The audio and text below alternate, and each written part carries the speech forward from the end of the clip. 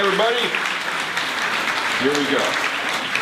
Okay, we're going to do this show, Lost Trails of Altadena Foothills. This is Paul Ayers. Welcome. Happy to have you here.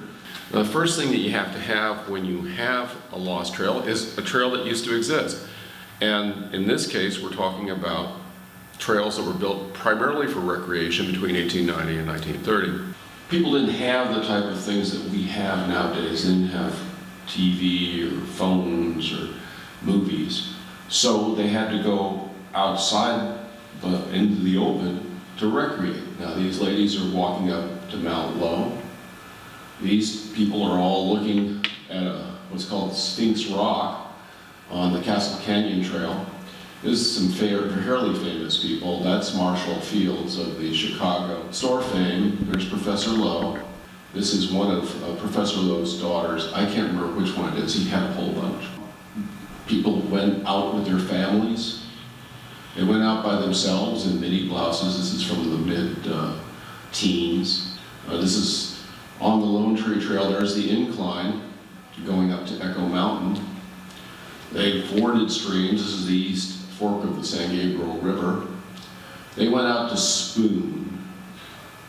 There's a lovely little couple there. Went to gold mines. This is going down to the Dawn Mine in Log Canyon, rather. Up to the top of Mount Low. That's the flag that used to be on the top of Mount Low. They took horses up to Mount Low. But there were also trails that were built for work. Something that we forget now because trails aren't used really for work anymore, at least not in California. This group is taking bedding and building materials up to the top of CCC Ridge in support of Southern California Edison's Vincent Transmission project. They built this trail to do it. And they built roads. This again is Southern California Edison building a road for a transmission project. And these roads would be used by cars. And again, these become legacy trails, legacy roads, things that were lost after the amusements of the 20s and 30s and the road building of the 30s came in. But as the time progressed in the 1960s came upon us, people started hiking again as a recreational activity. And they started looking for the old trails. Of course, they got lost looking for the old trails and ended up going down rock faces. And they visited old ruins. This is the ruins of the Inspiration Point Pavilion before it was rebuilt in the 1990s. They visited the incline. This is on the incline, a whole group walking up it. A group walking down the pole line trail, which is an old trail, yet unrestored. It comes down from Echo Mountain. They perched on Echo Mountain on the old stairs. And then I came along. I mean, people say to me, Paul, how did you get involved in this? Well, I got involved with it by looking for some kind of release from my day job. And I ran into these guys. There's Jim Spencer in the middle, Brian Marcroft. And the three of us started working on doing some restoration, exposure of ruins on Echo Mountain in advance of the Mount Low Centennial in 1993. Through working with them, I started looking at old trails and old routes. This is, here I am on the incline in 1992. And I started seeing old trails. This is the Lone Tree Trail, which John Robinson said had disappeared, never to be found again, but as soon as the Kenneola fire came through in 1993, it was exposed. So I began marking and recording trails. I became a Forest Service volunteer. This is on the upper the upper Lone Tree. This is a little retaining wall, and I'm very happy because I just found a little retaining wall and I got to take photographs. And one of the things that's really different now is I don't have to schlep a film SLR, 35 millimeter SLR up to record things anymore. Here I am on the Lone Tree, very happy because I'm about to go down with a couple of buddies. Over this work that I did, I developed a criteria for determining a historic trail. And this is primarily to justify the restoration of the trail. If you're going to promote restoration of a trail, you want to be able to prove the trail existed and is not just a fancy or a game trail or something other than a true historic trail. One of the primary things I use is aerial photos, the oblique aerial photos particularly. For example, this is a photo of Echo Mountain in 1929, October 1929. Here's the railway going up into Rubio Canyon, the incline, and Echo Mountain. But if you know what you're looking for, you see a whole bunch of old trails. Here's the Lone Tree Trail, Lower Lone Tree Trail, Southern California Edison Construction Road. This is an SCE photograph that was taken to show fire damage caused by a down SCE line. But if you look at it a little closer, you actually see the trail of the Lone Tree going up. And you also see the SCE construction road. Another SCE photograph taken to show the effects of a 1934 fire. Again, we see the Lone Tree with cutting, which many think that that's just a new thing that bad modern people do, but no, it was around before that. Another tool I use are vertical aerials. That's what you see primarily on Google. Like this is a Google aerial photograph. You look at this and you say, well, what are you seeing here, Paul? Well, I'm seeing the Angeles Crest Highway is up here, but not much more. But then you can use the Google mapping feature that takes you back in time to after the station fire in 2009. Now you're seeing the Southern California Edison construction road that is used by myself and a few other people just to get around to explore parts of the Arroyo Seco. Here's a little closer look at it. Also use maps. Here's a map showing the Lone Tree Trail going up the east side of Rubio Canyon. Also gives me the old Camp Sierra Trail, which went up to Camp Sierra. And then there's ephemera. Ephemera is disposable material, advertising circulars. Newspapers are somewhat ephemera, but like postcards is a good example of ephemera. Things that are supposed to be used once and then discarded. This is a little brochure that Pacific Electric put out, and it talks about trail trips. And if you look a little closer at it, it gives you descriptions of trails that are no longer in use. Arroyo Seco Trail, the Rubio Canyon Trail, which is called the Lone Tree Trail. And then you have a pure ephemera of a postcard, which shows you a couple of trails. This is the old Echo Mountain Trail down here, and the Lone Tree Trail here. There's also physical evidence that was left behind of a trail. Retaining walls is a very common one. This is a retaining wall on the Lone Tree Trail. Another one on the Lone Tree Trail, dry rock wall. Construction, because they didn't want to take concrete and cement up to create walls, so they just learned how to stack them. Also, things like, this is a corner marker, survey marker to set the corner of the Mount Low property on Echo Mountain.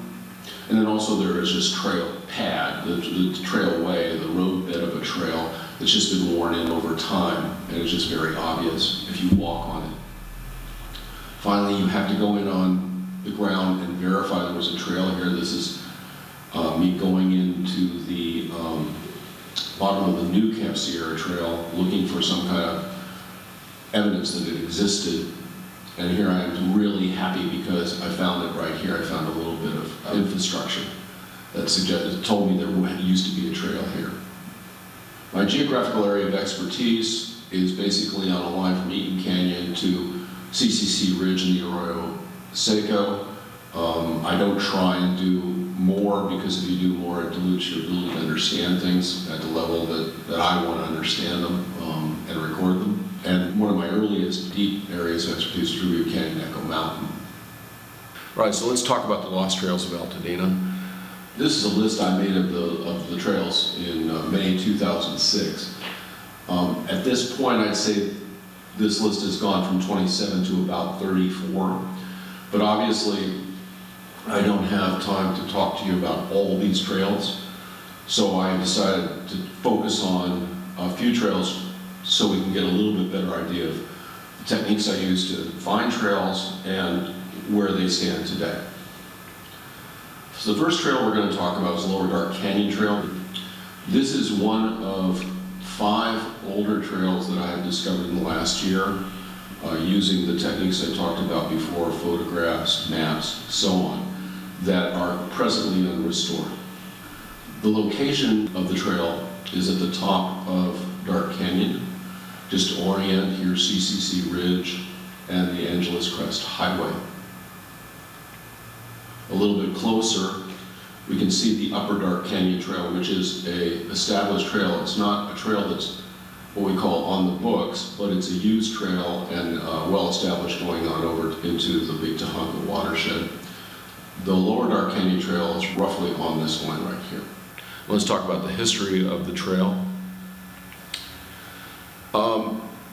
The trail is probably, as a route, and the difference between a trail and a route is a route is an undefined way to get from one place to another. A trail is an established course, artifact of getting from one place to another.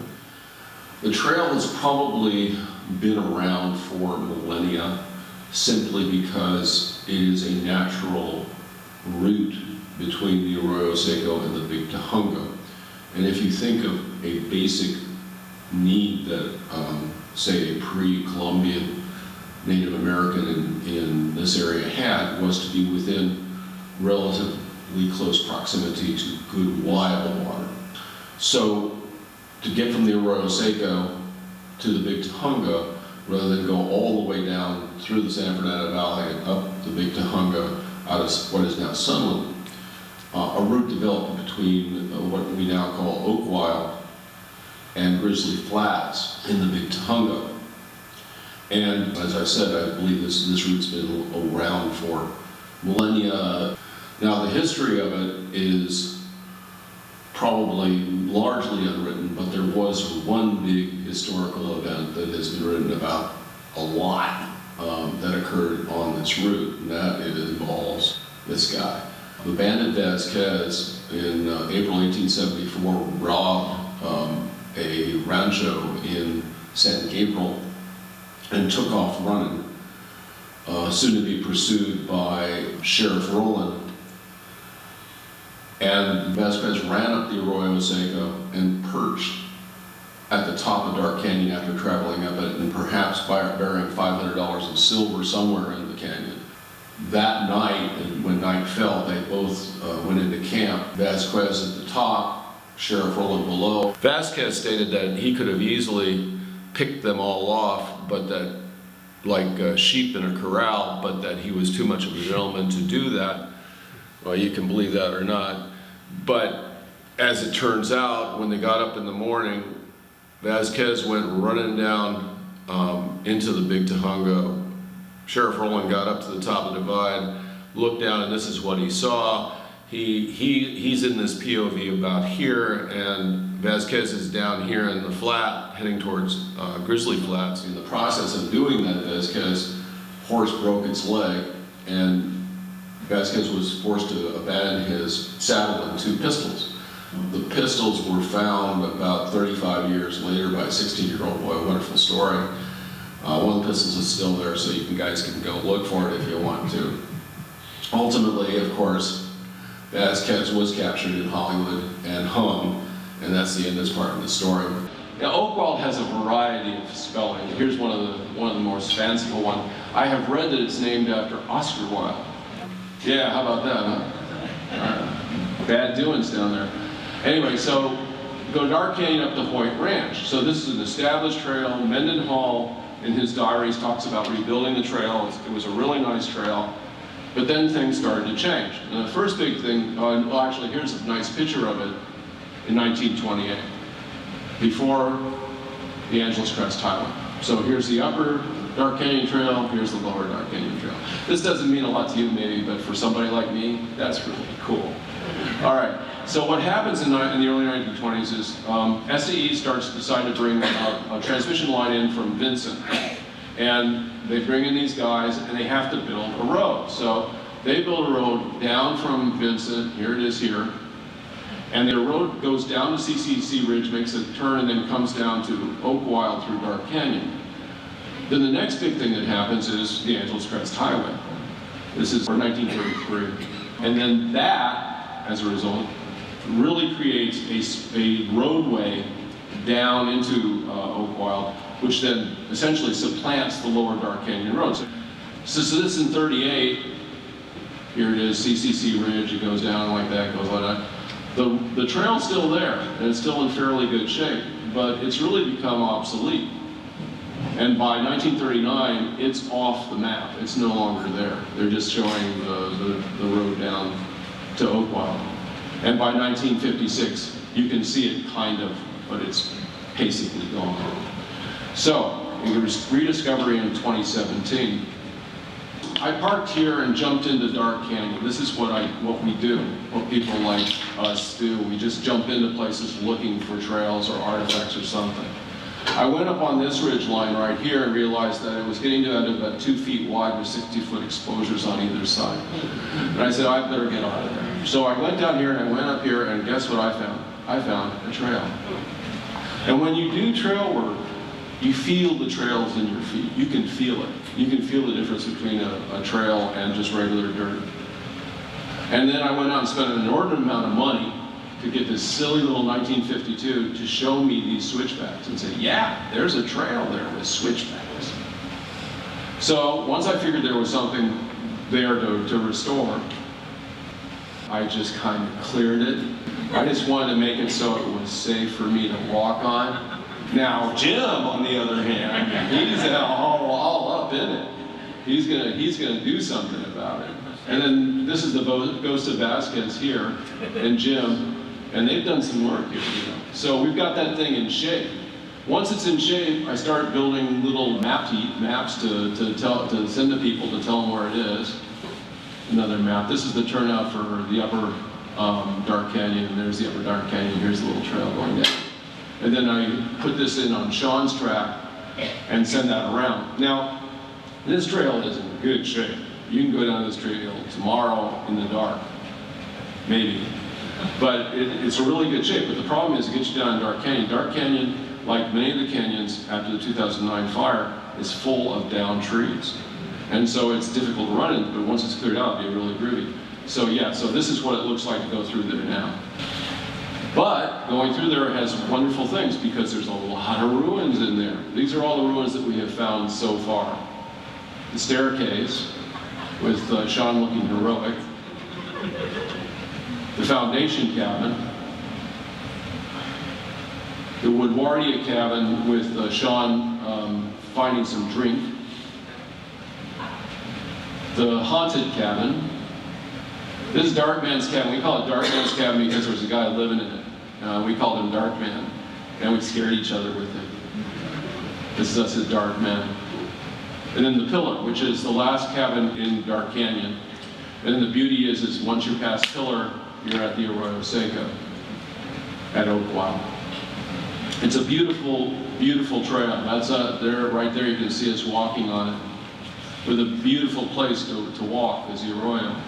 And then the beauty of Dark Canyon. So now we'll go to the Camp Sierra Trail. Camp Sierra Trail essentially came up from Cobb Estate. There are 2 Camp Sierra trails. The original Camp Sierra Trail, went to Camp Sierra, was a little resort, started in 1912. It was purchased by Mr. Seifert. This is Mr. Seifert down on Lake Street. He used to bring down ferns and sell it to the florists. His wife, he was German, his wife was German, and she wanted to raise the German flag in 1914 when World War I started, and she was threatened with death up at Camp Sierra and didn't do it, and then she died. This is Robinson's map showing the trail to Camp Sierra, and a USGS showing the trail. This is a 1935 aerial, really nice aerial. This is the Cobb Estate. Isn't that a sweet picture of it? Look at all the groves. And then all these outbuildings. And I think this is the tennis court. That's a little closer look at the trail up. This is Camp Sierra itself, 1935. Here are stables. And then here are cabins on the spine of it. In 1935, Mr. Seifert fell and broke his kneecap. And he had his devotion, he was devotion to dogs. He was helpless as a result of his devotion to dogs. He went, dragged himself down, but they dragged him down and then he died. So that was the end of Camp Sierra as a business. But then there was a second Camp Sierra. Little did you know that in the 1950s, there were 35,000 horses in the San Gabriel Valley. And the county, responding to that, decided to build a whole series of riding trails throughout LA County. And one of the things that they decided to build was a trail to run from the Arroyo Seco down to the Cabo State. And it was on the more or less the route of the Camp Sierra Trail. And then they opened it, and these happy people were riding around on their horses. And they made a nice little map showing it to you, from running from the Cobb all the way up to the Camp Sierra. And here's a nice aerial from the 1960s. Here's the trail here, running all the way up to Camp Sierra. It is a remarkably badly designed trail. As you can see, the switchbacks here have already been cut. But it's fascinating when you don't know it's there. In 2007, George Allman gave me a call. He says, "Hey, Paul, this area's been burned off over here, and you can see trails." And so we went out and started looking at these trails, and they were all there. You can see them right here. All these trails, wonderful trails. And that's when I went and looked and found them. And I kept climbing. And here's all these stupid switchbacks. Lots of switchbacks, lots of switchbacks. And the thing went all the way up this ridge line, and you have these wonderful infrastructure, wonderful little elfin passages, a nice view of the San Gabriel, and here it crosses over, and then up to Camp Sierra, to where we find a little watering trough that was made in '59 for this trail. And people could actually bring their horse trailers up to this point at Camp Sierra.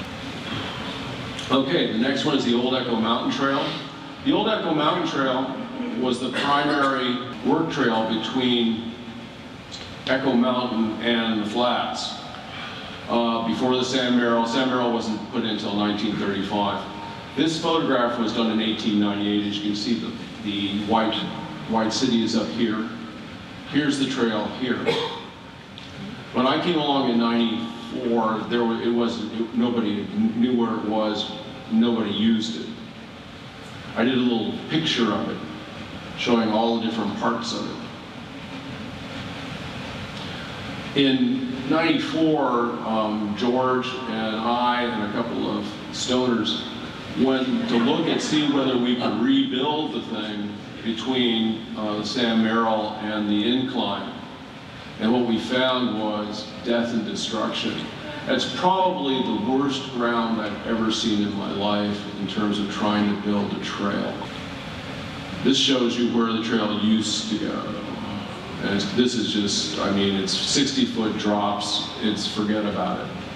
So as a result, the Old Echo's been kind of cut into 3 different parts: the upper Old Echo Mountain Trail, the middle, and the lower. So the upper, you can see, goes all the way to the Castle Canyon. Here's where it hit. I've looked at this trail, I've marked it. It goes right down through here. There's a nice little retaining wall here, not too far in. It shows up in a lot of old photographs. Here it is here, here, here, and here. I marked it in '94. I had some thoughts about trying to do something with it, but frankly, it was too much work. It's sitting there. Anybody wants to put it back together, you can. It'd be a nice trail, get you all the way to Castle Canyon from the chalet switchbacks. Okay, so the middle Old Echo Mountain and chalet trails have been rebuilt. So here are the chalet switchbacks going up. Here's the middle Old Echo. Here's a surveying marker which actually marks the corner of the PE's property on Echo Mountain. This is the sewage from Echo Mountain. It came down here, and there's a really nice fig tree growing there. You can eat the figs. It's really nice. Little map that I made. There's George here. We're walking on after it had been restored. One of the wonderful things about the chalet switchbacks is the view it gives you of Leontine Falls. Leontine Falls is the tallest falls in the Angeles, three-tiered fall over 300 feet. Did a map of it, put the map out. So now you can go from the Rubio trailhead, go up the incline trail, which was rebuilt in 2007, then switch over to the middle Old Echo, and then go up the Chalets to Echo Mountain. It's a well-used trail now. I'm happy to say that most of the trails I have put together have become used trails. That's a picture of it today. As you can see, all the switchbacks are clear and used. This is the lower Old Echo Mountain Trail. This is a photograph I just found, I'd say, 6 months ago. This shows it very early. You can see how early the construction of the Rubio right-of-way is. So this is how the burros and donkeys would take things up to Echo Mountain. And as you can see, Altadena is an empty shell. Another picture of the trail here. This is a nice example of use of ephemera. This is a postcard showing the approach to Rubio Canyon. Here's the trail here. Another instance where I used a photograph to find the trail. This is a picture of the McPherson Trestle on the incline, but if you look closer, you can see the trail here. And this is in 1994 after the Pineola fire. Very distinct trail. And there. I spent a lot of time working on it in 2002. I made a little map for myself. Found very nice trail beds, trail cuts. Built a little map of it, and then I brought in the crew. At that time, I worked as the trail master for Royals Foothills Conservancy from 2009 to 2014. So I had a ready-made crew, and we just basically cleared it. We didn't restore it. We didn't use tools. We just kind of cleared it. Because the end of it had been cut off by the Rubio Vista development, we had to build a little bit of silly switchbacks to get up to it. This is the silly switchback. This is Triumph Day on the silly switchback. Since that time, it's become a very well-used trail. You can look at a trail like this and you can say, there's people using that trail. And that's good. That's what I like to see. I meet people, on the trail saying, yeah, they like the trail, they love the trail. People who are usual users. Then you get groups starting to use the trail. You're really happy. And then if you're really lucky, you get wildlife. George was way too close to that bear. Isn't he pretty, though? He's really pretty. He is pretty. And that's the trail today. Very well distinct trail, very well used trail. The last trail we're going to talk about today is the Lone Tree Trail. Lone Tree Trail is the oldest trail that I'm going to talk about today. It was started in 1887 as a work trail for Rubio Canyon Land and Water Association to get to their water mines in the East Fork of Rubio Canyon. I first saw the Lone Tree from Echo Mountain after the Pineola fires. You look over at something like this and you say, that's man-made, that's not nature. So then you start going over and saying, wow, I gotta take a look at this because this is not something I want to let go. And here too, from Echo Mountain, you can see the cross of the trail across the face of the opposite ridge. And here, we saw this one before, this is after the Pineola fire. This trail had been lost completely. Then I found the maps, made sure I was clear on where the trail was, the aerials. Now this one we haven't seen before. This is a 1908, incredible depth of field on this. There's the Raymond Hotel here, all right? And here are trails. There's the Lone Tree right there. And this is the cutback from the Lone Tree that actually went down into what's called Gooseberry Canyon and came all the way down to the flats and has been cut away. So I just set out, started to look with it. I took a couple of stoners and we went looking for it. She was really stoned. And then we stopped and we smoked some more dope. And we missed the trail. And so what happened, we had to risk our lives going down a rocky face.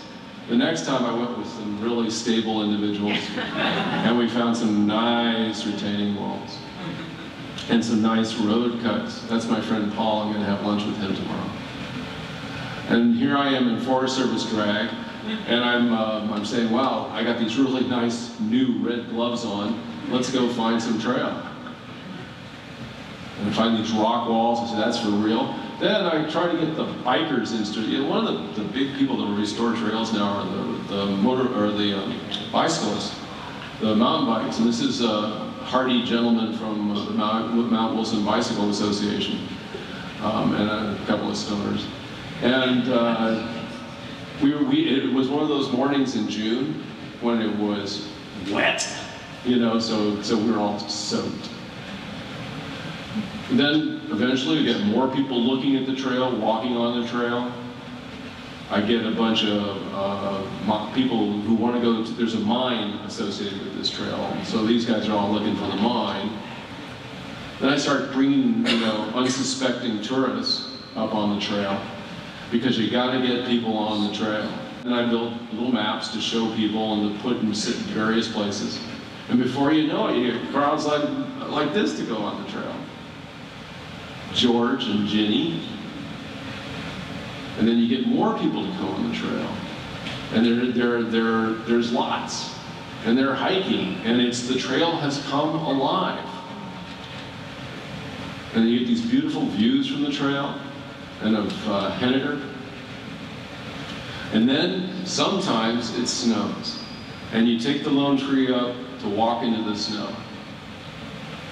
And you meet Sean, who's the keeper of the upper lone tree. And if he doesn't hurt you, he shows you the snowy areas where the bunnies go. And you get up on West Fuji in the snow, there's nothing quite like it. So that's the trails I do, and the reason I do it is because I get to see stuff like this every day that I'm up there. And I'll be doing it again tomorrow. And that's the end.